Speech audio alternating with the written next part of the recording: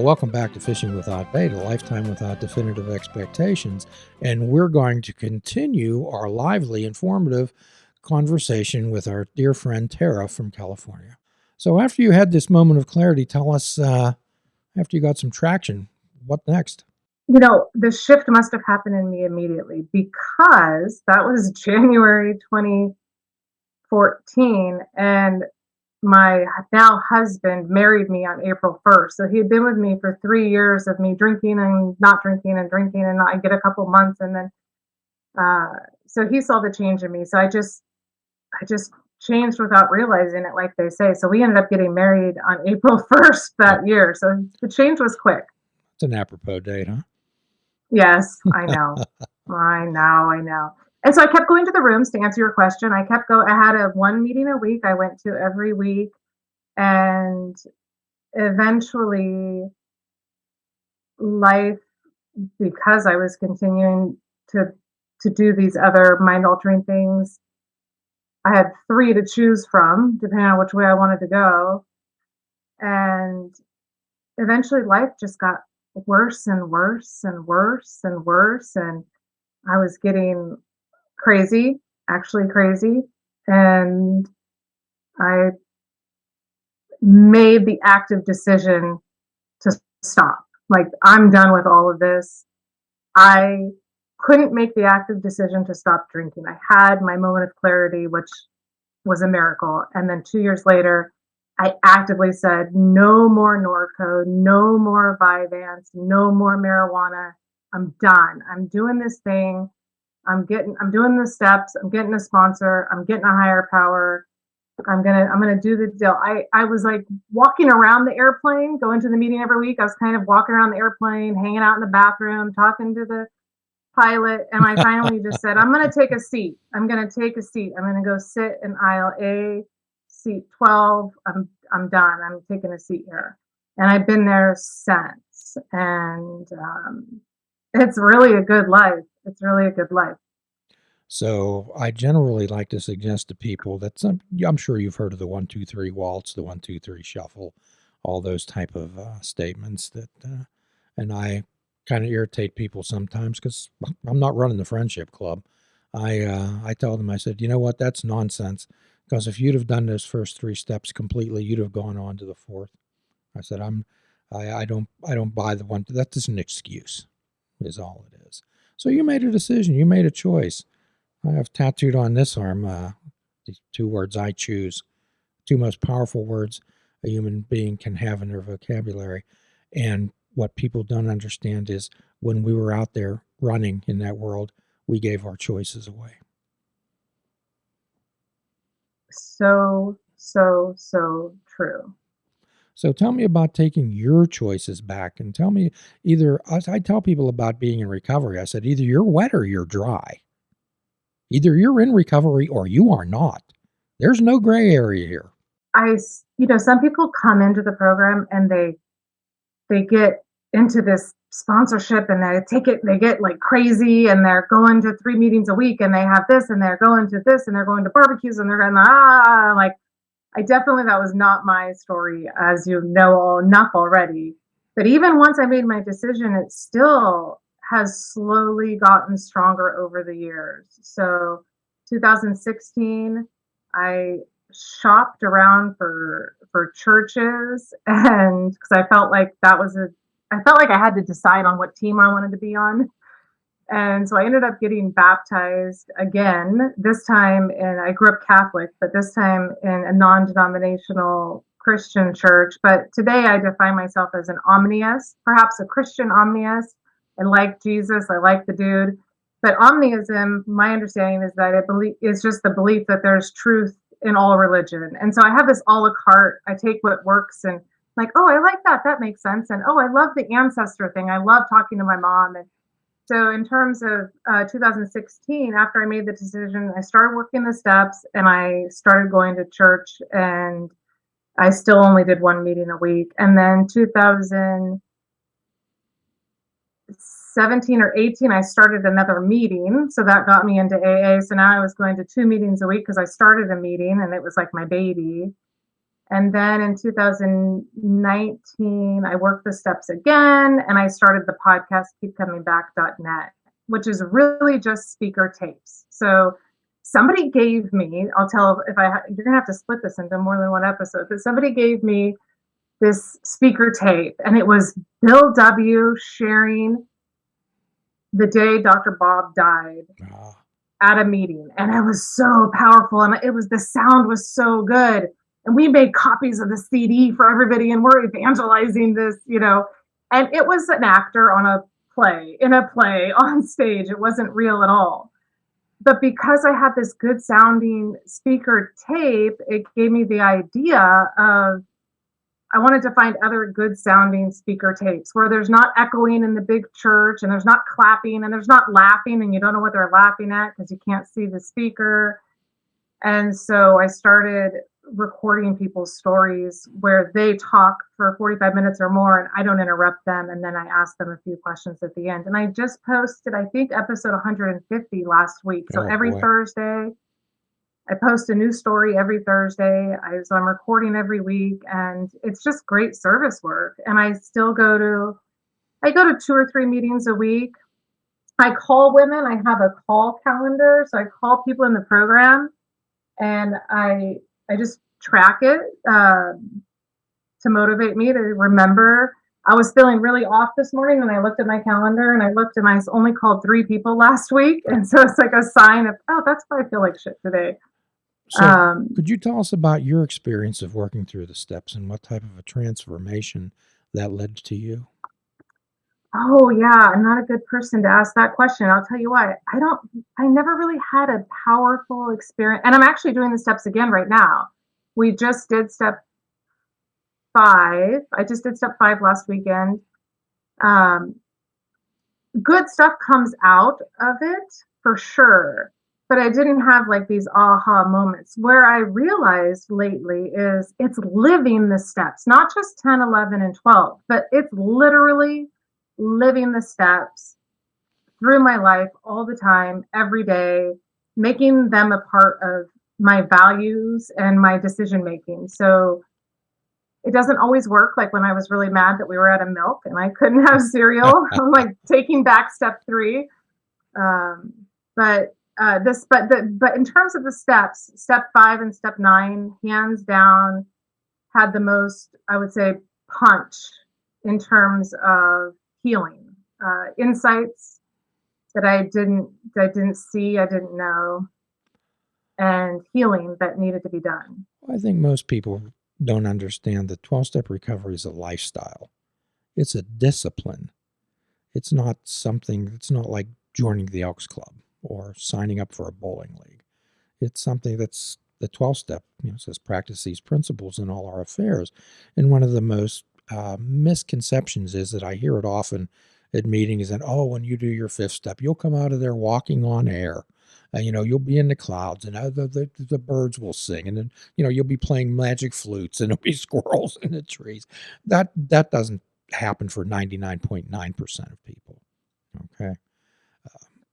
It's a process. It's like Appendix 2, which was put in the book after the first edition. As you're well aware, Bill had this magical spiritual experience at Towns Hospital, and people were writing in and saying, hey, Bill, I'm not having this type of special effects type of thing. Am I going to recover? And that's when they put the Appendix 2 in there, which explained that the spiritual experience was of an educational variety. And we grow into it. We grow into the steps.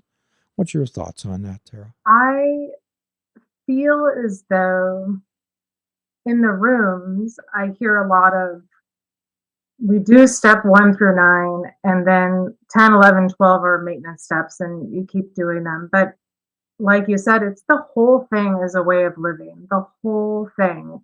I think in terms of the spiritual or educational variety, there is every time I think I get to a new growth place, I'm amazed and I think, wow, now I'm here. Now I'm at happiness. Now I've got it all. The universe, my higher power, whatever you want to call it, God says, oh, no, no, no, wait, Tara, wait, there's more. There's more. Like, keep going. There's more.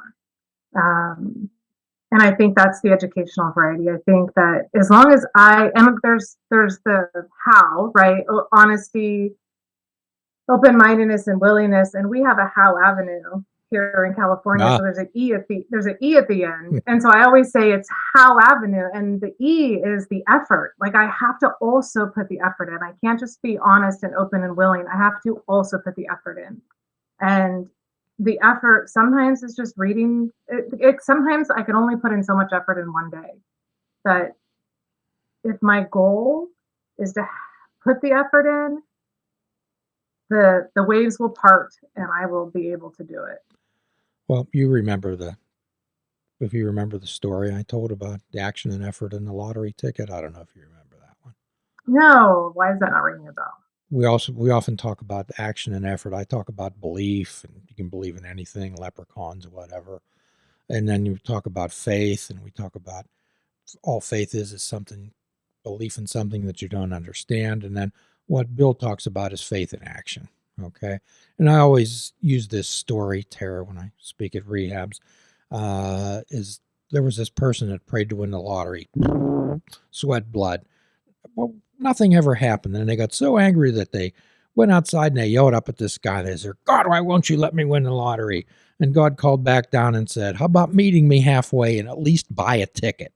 So the whole idea about the 12 step world is we have to buy the ticket. It's action and effort. Those are two words that mean so much to me. It is nothing like the effort I used to put in when I was drinking, because that effort was not rewarding. The dividends of this effort are they just keep increasing. They're just forever increasing. So I used to think that I wanted happiness and I would seek happiness. I would seek the next vacation, the next party, the next thing, where a roller coaster happiness. And I don't seek that anymore. I seek contentment. I seek peace, serenity, calm, sincere smile of just connection. Well, I think what the 12 step world, Tara, helps people understand is the difference between pleasure and joy. Okay. Pleasure is something that needs to be sustained. And I often say that it's like eating potato chips. As long as you're eating the potato chips, then you feel the pleasure. But as soon as you stop eating the potato chips, the pleasure's gone and you go look for something else. Where joy is sustainable, joy is there, joy is an inner feeling. Joy doesn't need, you don't need all the potato chips. You can have them. And, we weren't created for pleasure, we were created for joy. And I like that. to be freed from what we call in the 12 step world the bondage of self, because a life run on self will can hardly be a success. Quite often, with my patients, I always tell them I use 12 step behavioral techniques and I make no apologies about it at all. And I have them read the promises and I say, now who wouldn't want this in their life? I love the promises. We just read them the other day, and I wonder if they knew what power they were writing when this section was written. Because you read it, and it's really powerful. I think it's powerful universally. Well, I often tell people that it's a living book, that every time you open it, it's going to tell you something different. And if you have a problem or an issue, just open up to a page or even in the stories in the back, and the chances are that something is going to resonate with you. And I make this very clearly to people when I talk to them. I tell them I want to let you know that I'm completely transparent. I'm completely biased, and you can take that. But I truly believe that all the answers are in the big book. Yeah, I definitely drink the Kool-Aid. Well, and that's the difference. And I think I talked to you. And again, this is not a derogatory term for our listeners out there, but we often talk in the 12 step rooms about the earth people. And earth person is not a derogatory term, but it's just very difficult. Have you ever been able to explain addiction to somebody that wasn't in it, Tara? No, there's no way. It's like explaining being a parent to somebody who's never had kids. You just can't do it. Yes, trying to explain the color red to a person who can't see. So, as much as people love us and they want to help us, I remember I would go to my mother crying, saying, Mom, I can't stop. I can't stop. And as much as she loved me, she'd ask me, why not? But when you walk into the rooms, I've never walked into a 12-step room, Tara, and somebody's asked me why I was there. Or I've never shared things and no one has ever asked me, well, why did you do that? Never. What we ask them is what do you want to do about it? So, what's your experience as a sponsor? Oh man, I have bad luck with that. Or I have had 3 sponsees, significant amount of time sponsees that I can remember their names and how much I worked with them, and they're all older women, and one of them passed away from drinking.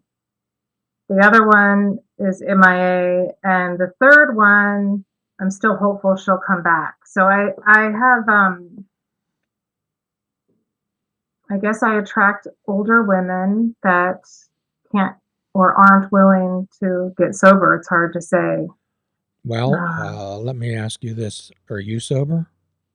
yes, Then it works. that's true. Then it works. My answer is always yes. So it's not that I don't seek sponsorship.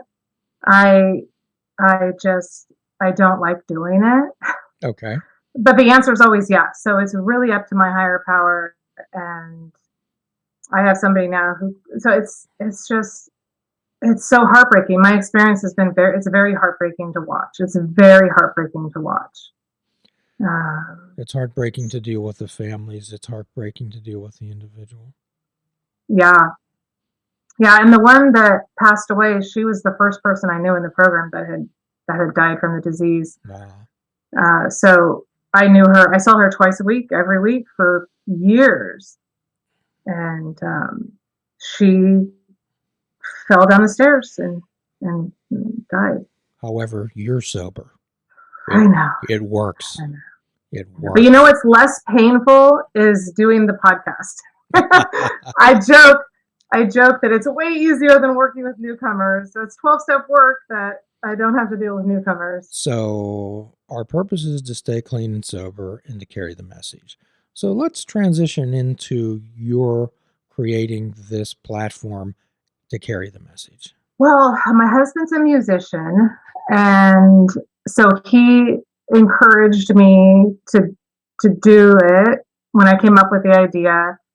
I didn't come up with the idea. It was delivered to me by the universe. I don't need to go into all the details, but there was like several experiences where this was delivered and this was delivered, and then a friend of mine had a friend who had a podcast, and I thought I can actually do this. And so I told my husband. I came home from traveling for work, and I said I'm going to do this.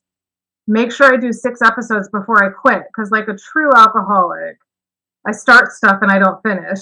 So I said, don't let me stop until I do 6 episodes. And so my adult son, then a teenager, well, I guess he wasn't a teenager, but he did the music, and my husband did all the editing, and it was a family affair. And we started recording people in my home group and just people around me in person in 2019. And then, of course, March 2020 happened, and everything went dark for a while. I think that whole spring and summer, I didn't really touch it. And then I picked it up again, and now I do it over the phone. So it's so much easier. I can record anybody anywhere. Internationally, I do it on Zoom or WebEx. Zoom, yeah, I guess Zoom or WebEx. But everyone else gets recorded over the phone, and it's easier than it was in person. I don't have to drag all my equipment anywhere. And so now I post one starting January of 2021. I made a commitment to post one a week every week, and I've kept that up now for a year and 3 months. And so it's just service work. I just listen to someone's story, and then I post it I edit it myself now, and I post it for people to listen to. and it helps a lot of people. It's Well, good there's stuff. many, many different ways to carry the message. Many, many, Yeah. many different ways. However, I think that you found a rather unique way, Tara. Well, it's because I'm special and unique. I love that. Yes, yes, yes. Okay, so if you would want to share anything with our guests, what would it be? The thing I held on to was keep coming back. Don't quit before the miracle happens, and keep coming back. So this actually does work. And if you're not ready to do the work, keep coming back until something in your heart changes and you want to do the work. Don't give up on coming back. Just keep coming back. The only requirement is the desire to stop drinking. So, and it's just like, I didn't think that a life of joy was real, let alone possible for me. And I sure as heck didn't think your guys' suggestions were going to get me there. But that's just because I didn't understand. I didn't understand what I didn't understand. And so I did the minimal, which was I kept coming back until the miracle happened. And it did happen. And I've seen it happen to others. And it can happen to any of us that want it. We want it in our mind. That's all that needs to move our feet into the rooms. And then over time, your heart, hopefully, if you don't fall downstairs like Mary and die, your heart will want it and you'll start to make different decisions. We keep doing the same shit, we're going to keep getting the same life. So you got to get sick and tired of being sick and tired and try to do something different. Well said, Tara. Well spoken. I'm going to have Mike clip that for sure, and we're gonna put that out on our the social media sites. That's wonderful. So, Tara, we hope you won't be a stranger. We like to catch up with people about every year. And at the end of every podcast, we offer a free prescription besides a prescription for hope. We offer fruits, nuts, and vegetables, and unplug your television and take up fishing. And for a truly mindful experience, we suggest that you fish without bait. Do a kindness for yourself and do a kindness for another. Forgive yourself and forgive another. If we're all not God's children, none of us are God's children. Till all are free, none are free. Namaste, my friends.